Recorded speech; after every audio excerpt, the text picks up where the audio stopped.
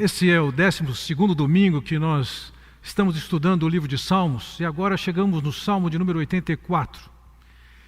Nas 11 mensagens anteriores foi bastante comum nós abordarmos questões que têm a ver com sofrimento, com situações críticas, como viver nelas, como passar por elas. Hoje, o tema do nosso Salmo é diferente disso, ainda que ele deu uma pincelada no que envolve dificuldades e sofrimento, ele muda o assunto de sofrimento para felicidade. É interessante pensarmos nisso porque o que é necessário para a gente ser feliz? Até meados de 2019, cerca de 4 milhões de pessoas haviam fugido da Venezuela, vários deles vindos para o Brasil, para Roraima.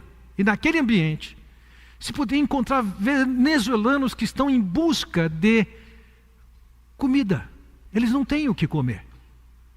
O que eles podem pensar em termos da sua necessidade é justamente comida, alimentação. Se nós suprimos a necessidade de alimentação, nós vamos ter outra necessidade e nós vamos buscar a felicidade ou depender da felicidade em função dessa outra necessidade suprida. Existe o que é conhecido como hierarquia das necessidades de Maslow, você pode ver nessa projeção. Aqui temos um triângulo em que mostra a necessidade mais básica são as fisiológicas. Alguém pode sonhar com isso, com suprir essa necessidade. Mas uma vez que supriu essa necessidade, passa a ter a necessidade de segurança. E é isso que nós estamos passando atualmente. Há uma enfermidade, há um problema de um caos social, econômico que pode vir à frente. Nossos corações hoje querem mais o quê? Eles querem mais a segurança. Segurança em termos de saúde, segurança em termos de sociedade. Nós perdemos isso. Hoje nós consideraríamos felizes se de fato tivéssemos suprido essa segunda esfera. E acima disso nós vamos encontrar necessidades sociais. Veja, no nosso caso, nós sacrificamos o suprimento de nossas necessidades sociais através de ficar escondidos dentro de casa, retirados dentro de casa. Não temos esse convívio. Mas por quê? Porque perdemos a segurança. Mas uma vez que a segurança é suprida, nós vamos correr para nos abraçar, nos encontrar, conviver, porque é uma necessidade que nós temos em nós. Mas se suprimos a necessidade social, então vem a necessidade de status, de reconhecimento, de estima. E essa suprida vem as necessidades de realizações, e na medida em que nós vamos suprindo essas coisas, nós vamos, digamos assim, nos satisfazendo com uma delas, mas quando nós cumprimos todas elas, diferente do que possamos pensar, não significa que nós somos pessoas felizes. Países que alcançaram um alto nível de satisfação dessas necessidades, como por exemplo Suécia e Japão, são países que têm altos índices de suicídio, ou seja, as pessoas não são lá tão felizes. Numa pesquisa que foi feita, se descobriu que é possível ser feliz em Bonn ou era possível ser feliz em Cuba. Não é a condição socioeconômica que nos torna felizes. Vejam, felicidade é um assunto recorrente dentro do livro de Salmos. Dentro do livro de Salmos, esse assunto vai ser ventilado 25 vezes. Isso é mais do que o Senhor Jesus fez ou falou no seu Sermão da Montanha, das Bem-aventuranças. Agora, a maior parte das vezes que é citada dentro do Antigo Testamento, aparece justamente aqui no Salmo de número 84. Era um tema presente para eles, é um tema presente para nós hoje. Nós temos um desejo comum e consideramos que é direito nosso buscar a felicidade. A pergunta é, o que é que efetivamente vai trazer felicidade? Para alguém que está no caos, é ter alimentação? Para alguém que está vivendo uma situação de insegurança, é ter segurança? Não, essas coisas têm contribuições passageiras e logo nós estamos em busca de outras coisas. Mas o que é que efetivamente pode suprir o seu coração e o meu, independentemente dessa circunstância? Esse é o assunto do nosso salmista. Ele vai trabalhar aqui descrevendo onde é que está a felicidade. Então eu quero apresentar para vocês 3 conceitos sobre os quais nós devemos basear a nossa felicidade, mesmo em tempos de crise como esse que nós estamos vivendo hoje. O primeiro deles é felicidade na presença de Deus. Nós somos felizes na medida que nos aproximamos e convivemos com Deus, e estamos com Deus, e gastamos tempo com Deus. Veja, no início do Salmo ele diz assim: quão amáveis são os teus tabernáculos, Senhor dos exércitos. A minha alma suspira e desfalece pelos átrios do Senhor. Vejam, tenham em vista que o salmista está descrevendo uma situação que era comum, que numa festa que acontecia em Jerusalém, uma celebração religiosa, provavelmente aqui ele está falando dos tabernáculos, naquela ocasião, aquelas pessoas saíam de suas casas, de suas vilas, e iam até Jerusalém para essa festa. Aparentemente, o salmista não foi. Mas ele está lembrando os tabernáculos como eles são, como ele é. Ele está lembrando o átrio do tabernáculo como ele é. Ele tem uma certa excitação aqui e ansiedade por fazer uma viagem. É como quando você planeja uma viagem, você quer ver certos lugares, estar em certos lugares. Ele está olhando, pensando na viagem que provavelmente ele não está fazendo, e ele está dizendo assim: eu queria estar lá.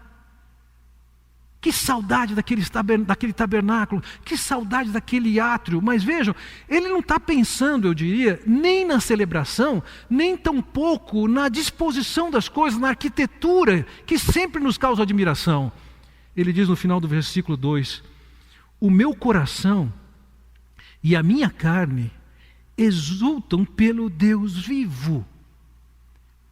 A expectativa dele não é tanto pelo passeio, não é tanto por rever certos lugares. Ele queria estar em Jerusalém justamente por causa do seu encontro com o Deus vivo. Que Deus é esse? No versículo 3, então, ele descreve: o pardal encontrou casa e a andorinha ninho para si, onde acolha os seus filhotes. Eu, os teus altares. E aí ele diz: Senhor dos exércitos, Rei meu e Deus meu. Aquele Deus vivo a quem ele se refere antes, agora ele diz que esse Deus vivo é o Senhor. A palavra empregada para traduzir por Senhor aqui é a palavra que Yahvé, Jeová, é o nome daquele Deus que se apresenta a eles como Deus que os ama e faz uma aliança com eles. Não somente isso, diz que ele é o Senhor dos exércitos. Isso significa que ele é alguém que está numa posição de autoridade absoluta. Não tem ninguém com mais poder que ele. Então ele está dizendo: eu estou indo para Jerusalém, eu gostaria de estar lá para estar diante do Deus vivo, o meu Deus que é Jeová, o meu Deus que é o Senhor, o meu Deus que é o Senhor dos exércitos, o Rei meu. Ele enxerga Deus aqui como autoridade na sua vida, e não somente como autoridade, como alguém que determinava e que definia o que era o estilo de vida das pessoas. No mundo antigo, esse era um grande papel do rei. Hoje, nós podemos ser influenciados por artistas, etc., ou atletas. Naquele tempo, quem fazia o modo de vida era o rei, era o nobre, era a realeza. E aqui ele diz: o Senhor é o meu rei. O Senhor é quem dita para mim e define para mim qual é a maneira de eu viver. E por fim ele diz: o Senhor é o meu Deus. Ele reconhece que Deus é o Deus pessoal dele. A relação dele com Deus não é impessoal, ela é bem pessoal. E ele está buscando esse Deus e dizendo: Senhor, é isso que eu mais quero. E então no versículo 8 ele diz: Senhor, Deus dos exércitos, escuta a minha oração, presta ouvidos, ó Deus de Jacó. Mais uma maneira que ele identifica o seu Deus, quando ele diz: o Deus de Jacó. O que significava isso? Jacó era um dos patriarcas daquele povo. E um patriarca que não era muito respeitável pelo seu caráter. Mas ele foi agraciado por Deus. Ele teve um encontro com Deus. Ele teve seu nome mudado, seu caráter mudado. Ele não era mais o Jacó, mas ele era Israel. Ele sabia então que o Deus que ele está se encontrando é o Deus de graça que alcança um homem como Jacó. Então veja, a expectativa dele não é tanto o cenário, a arquitetura, o passeio. Ele quer o Deus que está por trás desse passeio, que é o alvo desse passeio. Vejam, voltamos ao versículo 3, onde ele diz: pardal encontrou casa e a andorinha ninho para si, onde acolha os seus filhotes. Eu, os teus altares. O que acontecia? Naquele tabernáculo que haviam tecidos, postes prendendo tecidos, formando muros e até outras partes do templo, aquilo ali era alvo de fazer ninho das aves. E ele compara dizendo o seguinte: as aves encontram ninho, estão ocupando aquele lugar. Na verdade, eu quero estar no teu altar. Eu quero estar na tua presença. Então vejam, no versículo 4 ele diz: bem-aventurados os que habitam em tua casa, louvam-te perpetuamente. O que é essa ideia de habitar na casa de Deus? Ele não estava falando sobre mudar para Jerusalém e agora residir lá em Jerusalém. Não, ele está falando sobre o estar na presença de Deus. Não é uma visita esporádica. É habitar na presença de Deus, é viver na presença de Deus. É a ideia de levar uma vida, um estilo de vida perpétuo de louvor e de adoração. Ele não poderia ir para Jerusalém e permanecer lá, mas ele sabia que aquele Deus que era simbolizado por aquela casa lá em Jerusalém, era o Deus que estava em todo lugar, perante quem ele podia habitar, estar, diante de quem ele podia expressar seus louvores e sua gratidão. Agora vejam, versículo 4, bem-aventurados. Esse é o primeiro feliz que ele diz no Salmo. Na verdade, o Salmo, que tem 12 versículos, ele tem 3 vezes a expressão bem-aventurado ou feliz. E em cada uma dessas estrofes de 4 versículos ela aparece. E aqui no 4 ela aparece. Ele está dizendo, sabe quem é feliz? Feliz é quem está cultivando, estar na presença de Deus. Então esse é o primeiro fundamento da felicidade, conforme a visão bíblica nos traz.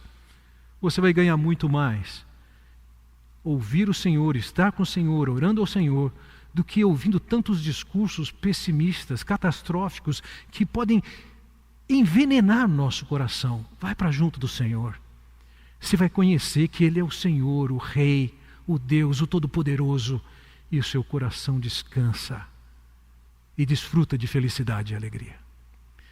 Mas há um segundo conceito que é apresentado aqui, que é um conceito de felicidade também, é que a felicidade está na força de Deus. Veja o que diz, nessa maneira sintetizada que eu coloquei aqui, os versículos 5, 6 e 7, quando ele diz, em seu coração se encontram os caminhos aplanados. No 6 ele diz, o qual passando. E no 7 ele diz, vão indo. Ele está olhando justamente para aquele processo de peregrinação, que sai da vila e vai até Jerusalém para adorar a Deus. Agora, na peregrinação que eles faziam para ir até Jerusalém, ou na peregrinação que nós temos na nossa vida, nós temos por garantia que nós vamos encontrar dificuldades diversas, dores diversas. Veja o que ele diz, então, no versículo 6. O qual, passando pelo vale árido, algumas traduções trazem árido, outros dizem vale de Beca ou de Baca. No texto original é Baca. E essa é uma palavra de difícil tradução, porque ela pode significar mais de uma coisa. Ela pode significar simplesmente árido, mas também podia significar uma planta, uma vegetação que cresce justamente em lugares áridos.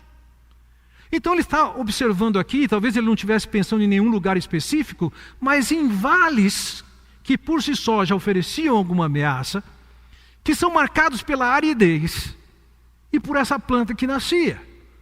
Não era o lugar mais confortável e seguro para se estar. Então ele está imaginando o seguinte, na caminhada dele para Jerusalém, a gente passa pelo vale de Baca. Assim como hoje nós estamos passando, mesmo sem estar nos dirigindo a Jerusalém, nós passamos pela realidade de vale de Baca. Essa é a realidade dos nossos dias. Opa, então tem uma realidade que nós passamos por dificuldades e elas não precisam ser negadas. Então ele diz, voltamos ao versículo 5, em que ele diz, bem-aventurado o homem cuja força está em ti. E então no versículo 7 ele diz: vão indo de força em força, cada um deles aparece diante de Deus em Sião. Qual é a mensagem aqui? Eles podem enfrentar aquele vale árido, aquele vale ameaçador, como nós estamos enfrentando hoje. Uma pandemia, pessoas ficando doentes, muitas falecendo. O que Deus tem a dizer para nós? Alguns de vocês podem estar sofrendo de ansiedade, alguns podem estar com medo.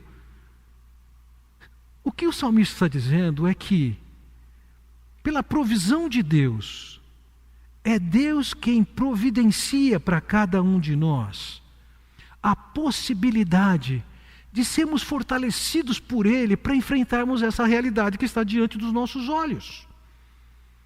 Nós não precisamos viver derrotados ou apavorados. Nós podemos nos voltar ao nosso Deus, que é aquele que nos dá a força. Seu coração está tomado de pavor, você tem que buscar o Senhor. Vai com Ele. Vai ler sua palavra. Vai pedir a Ele: Senhor, fortalece-me para que eu supere esse momento. Você está se sentindo angustiado? Vá a Ele. Porque é Deus quem nos dá força. Ele não nos promete que nós não vamos passar por dificuldades. Ele diz que nós vamos passar pelo vale de Baca. O que Ele promete aqui é que, ainda que a gente passe por ele e tenhamos nossos temores, nossos medos, nossa irritação, etc., nós temos um Deus a quem nós podemos buscar e nele e por Ele sermos fortalecidos para vencer esse momento. E nisso está a felicidade, porque de repente você encontra situações em que você não tem controle, não tem domínio. Mas você percebe que Deus lhe dá controle e força para seguir em frente. No versículo 5 ele diz: bem-aventurado o homem cuja força está em ti, em cujo coração se encontram os caminhos aplanados. O que é essa ideia de coração com caminhos aplanados? Numa outra tradução, na NVI, diz que os que são peregrinos de coração. A ideia que eu entendo aqui é que o homem é feliz quando ele entende que ele é um peregrino nessa vida. Ele está de passagem nessa vida. O seu papel nessa vida, nesse momento, é na condição de um peregrino. Nós não estamos aqui para sempre. Nessa passagem que nós temos aqui, enquanto eu entendo que o meu propósito nessa vida é servir a Deus e andar de acordo com a vontade de Deus, o meu coração está alinhado, aplainado segundo a sua vontade. Nessa condição, ele diz, nós somos felizes. Não importa o que vai acontecer, nós somos felizes. Veja o que ele diz no versículo 6, voltando lá. O qual, passando pelo vale árido, fez dele um manancial de bênçãos o cobre e a primeira chuva. Ainda que o vale fosse árido, eventualmente Deus fazia com que caísse uma chuva, e naquele solo, aquela chuva faziam lagos, lagoas pequenas. Os peregrinos, quando chegavam ali e encontravam aquelas lagoas, andando numa terra inóspita, extremamente quente e seca, quando eles chegavam ali e encontravam aquela água, eles tinham uma água com a qual eles podiam se refrigerar, se refrescar. Eles podiam se saciar. O que ele está dizendo aqui é, no vale de Baca, no vale da aridez, é também o vale que Deus manda a chuva, a bênção, que nos supre, que nos hidrata, que nos refresca. Então no 7 ele diz, vão indo de força em força, cada um deles aparece diante de Deus em Sião. Eles estão seguindo o caminho, eles estão enfrentando suas dificuldades, mas isso não é impedimento para eles chegarem no objetivo que Deus tem para eles. Porque é Deus quem os está suprindo, fortalecendo, refrigerando, hidratando. Meu irmão, minha irmã, é no Senhor que você encontra esse refrigério. Lamento dizer, não vai ser nos jornais. Não vai ser em tantas notícias compartilhadas que você vai encontrar o seu bem-estar. O seu bem-estar está no Senhor. É Ele que fortalece. É Ele que refrigera. É Ele que hidrata. E nós somos felizes na medida que nós estamos fazendo assim. Em terceiro lugar, quero considerar com vocês um novo conceito aqui, é que a felicidade está na confiança em Deus. Eu já falei que a felicidade baseia-se em estar na presença de Deus. Falamos sobre a felicidade que vem de dependermos da força de Deus, e agora eu quero dizer, felicidade está quando nós estamos confiando em Deus. Veja, versículo 8 ele diz: Senhor Deus dos exércitos, escuta a oração, presta ouvidos, ó Deus de Jacó. Olha, ó Deus, o que ele quer? Quando ele diz para Deus, Deus, escuta, presta atenção. Olha, ele está querendo ser observado por Deus. Ele quer que Deus o contemple, preste atenção nele, olhe, dê atenção para ele, porque ele sabe quem é esse Deus. Veja o que ele diz no versículo 9: olha, ó Deus, escudo nosso, e contempla o rosto do teu ungido. Ele quer isso, que Deus olhe para ele. Ele está confiando em Deus. Nos nossos dias são tantas vozes dissoantes. Em quem é que podemos confiar? Que previsões estão corretas? O que é que temos que fazer, não temos que fazer? Podemos ter incerteza do que essas pessoas dizem, inseguros com o que falam, o que devemos fazer. Mas entenda uma coisa, há um Deus a quem você pode dizer: olha para mim, escuta, presta atenção em mim.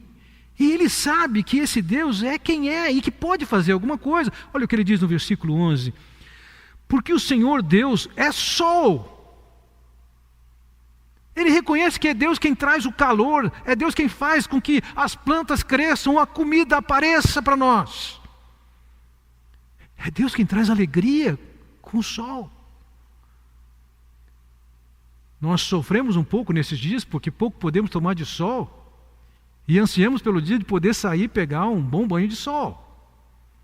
Ele reconhece que é Deus quem o aquece, é Deus quem traz a vida. E a seguir ele diz: e escudo. Ele sabe que Deus não é somente sol, mas Ele também é o nosso protetor, é Ele quem garante a nossa segurança. Aquilo que Ele disse no Salmo 23, de andar no vale da sombra e da morte, aqui Ele também considera que Deus é aquele quem nos protege, o escudo. Não somente isso, Ele diz: o Senhor dá graça e glória. Graça, Deus está dizendo: sou eu que vou ser bondoso, generoso, vou ser benéfico com você, vou olhar com você com alegria.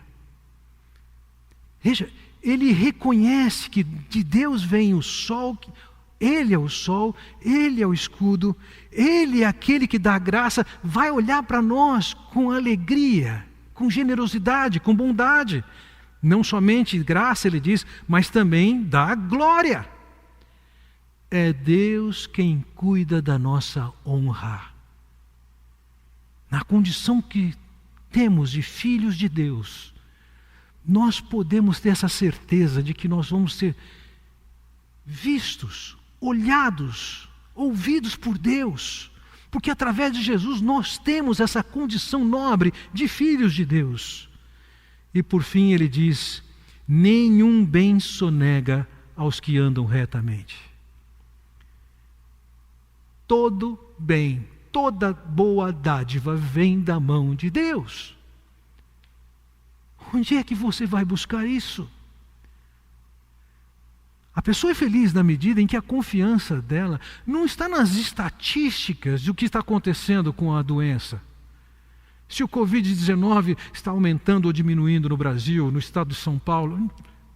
Não.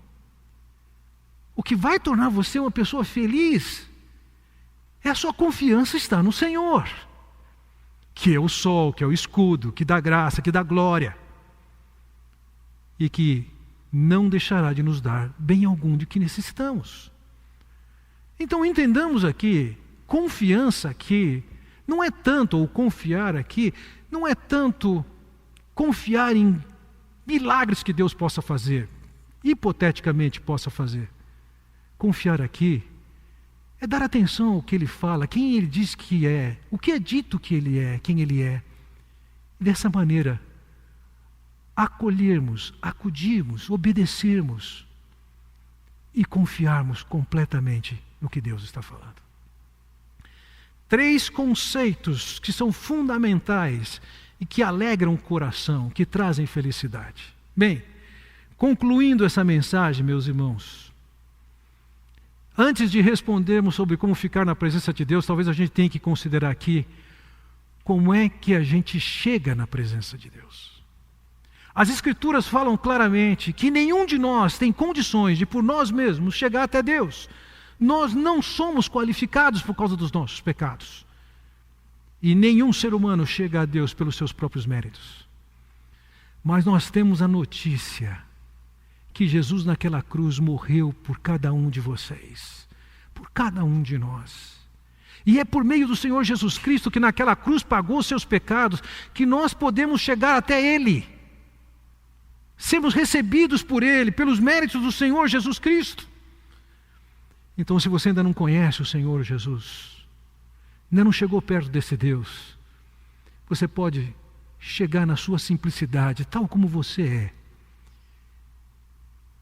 e se entregar a Ele, e clamar para que Ele volte seus olhos a você, traga a mensagem do Evangelho do Senhor Jesus Cristo, e que você possa se apropriar e desfrutar na condição de um filho de Deus, de ser parte da família de Deus.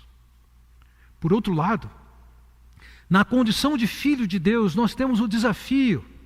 Lembre que o salmista disse: felizes são os que habitam, que permanecem.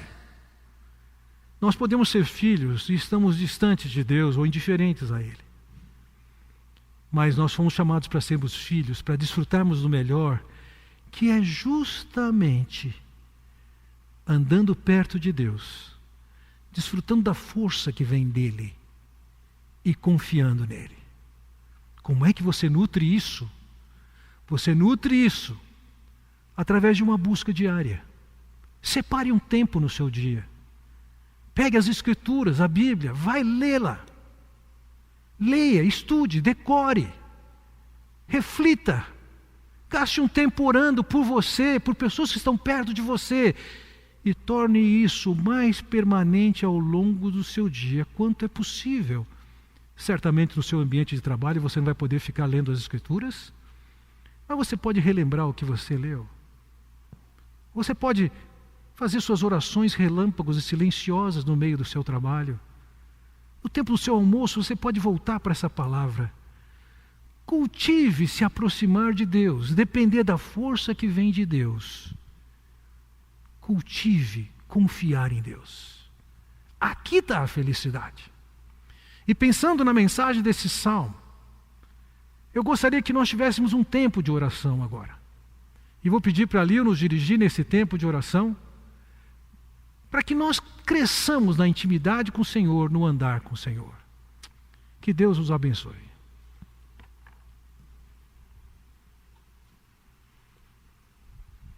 Vale mais um dia nos teus átrios do que 1000 no outro lugar. E essa certeza, juntamente com tantas outras, nos deixam preparados para enfrentar circunstâncias como a que estamos vivendo agora. Mas são bênçãos reservadas àqueles cujo coração, confiança e força estão no Senhor. Estamos com medo, estamos angustiados, estamos aflitos, ansiosos, os problemas têm se agigantado diante de nós, não sabemos o que fazer ou como fazer.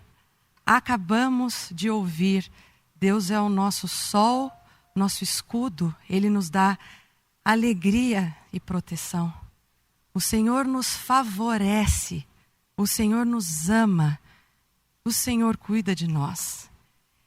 Encerrando essa mensagem, vamos orar, primeiro louvando a Deus pela garantia que temos da sua generosidade sobre as nossas vidas.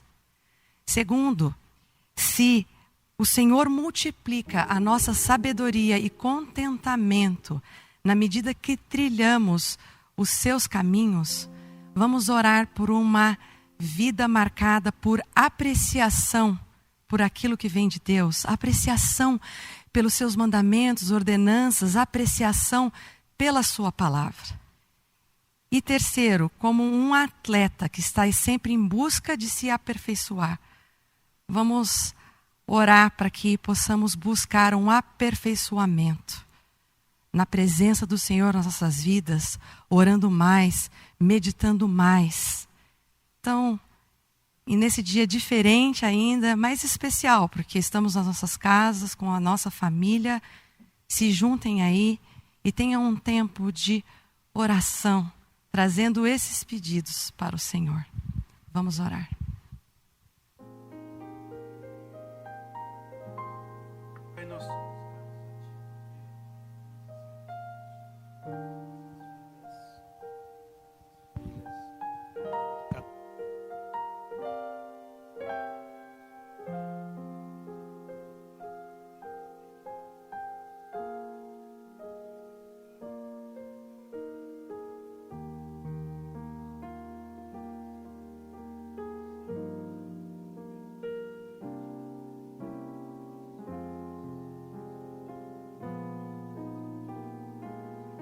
Pai querido, nós te louvamos, Senhor, pela tua presença nas nossas vidas. Nós te adoramos, nós bendizemos o teu nome, Senhor. Ó Pai, nós pedimos mais uma vez por esses dias difíceis que temos vivido, Senhor, que a tua boa mão de proteção esteja nos hospitais, com médicos, enfermeiros e trabalhadores naquele lugar. Que seja um tempo que pessoas que estejam com medo ou já estejam enfrentando de fato uma circunstância relacionada a esse vírus, Senhor, elas possam elevar os seus olhos para o Senhor, possam vir a te conhecer e possam encontrar o consolo que vem apenas do Senhor. Ó meu Deus, nós rogamos para que a nossa igreja, neste tempo tão diferente, possa ter, tanto individualmente como família, momentos preciosos de reflexão sobre a tua palavra, momentos preciosos de crescimento e de desfrute da tua presença, Senhor. A tua palavra fala que o Senhor é refrigério, a tua palavra fala que aonde há deserto, o Senhor é um manancial. As tuas águas abundam, Senhor, e que nesses dias todos nós possamos realmente nos regozijar em te buscar e deixar que a tua palavra habite na nossa mente, nos nossos corações, Senhor Deus.